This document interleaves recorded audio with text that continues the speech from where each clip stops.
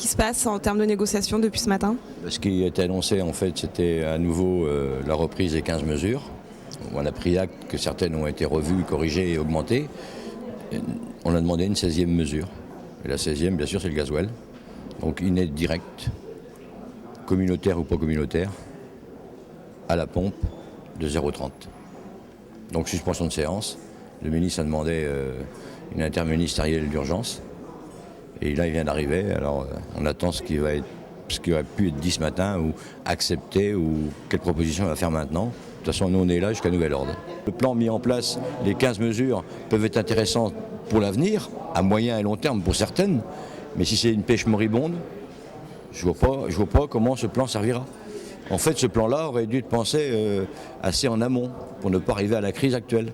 Et ça, on le dit depuis le mois de novembre. Les mesures sont trop techniques à expliquer aux marins, parce que toutes les mesures qui ont été prises il y a 6 mois ont eu un effet, à condition que le gasoil restait à 0,50. Là, ça avait eu un effet directement, quoi. Et puisqu'il augmente tous les jours, les effets sont caducs à chaque fois. Un navire de pêche fonctionne avec du gasoil. Pas de gasoil, il est long du quai. Et puis les effets collatéraux, c'est qu'il perd ses équipages, plus de salaire. Donc les bateaux vont être là, on va peut-être trouver une aide, on va peut-être y arriver, il faut qu'on y arrive. Et on n'aura plus les moyens humains, les bateaux seront en équipage réduit, donc ça veut dire plus de congés non plus à la sortie, et voire des bateaux cloués à quai parce qu'il n'y aura pas l'effectif de sécurité au partir à la mer. Donc c'est vraiment le chat qui se mord la queue, c'est le cercle vicieux dans lequel on est entraîné à cause du gasoil. Parce que là, il y en a ras-le-bol, on est en train de défendre notre boulot, nous. Hein? Oh, faut arrêter les conneries, non? Une petite bouteille d'eau comme ça chacun, nous c'est qui va, lui? Ça va péter, je vous promets, hein, mais ça va pas s'arrêter là.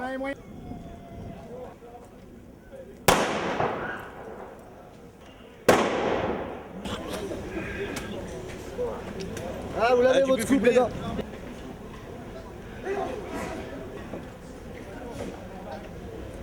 Une bonne négociation aujourd'hui, c'est quoi? Négociation des quotas et la descente du prix du gasoil à un prix raisonnable pour que les bateaux puissent travailler. C'est tout. Vous êtes prêt à aller où dans le conflit là et au niveau du Jusqu'au blocage? bout. On est mort de toute façon. On n'a plus rien à perdre. On est mort. On n'arrive plus à payer nos bateaux, on n'arrive plus à payer rien. Donc jusqu'au bout.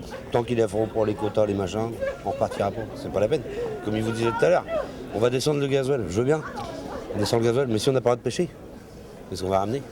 C'est pas de notre faute si chez nous il y a du cabillaud à pêcher. Vous prenez des bateaux comme nous, c'est des coquillards, d'accord. Mais on arrive le 15 mai, on n'a pêché aucun cabillaud. On nous dit, le cabillaud il attend.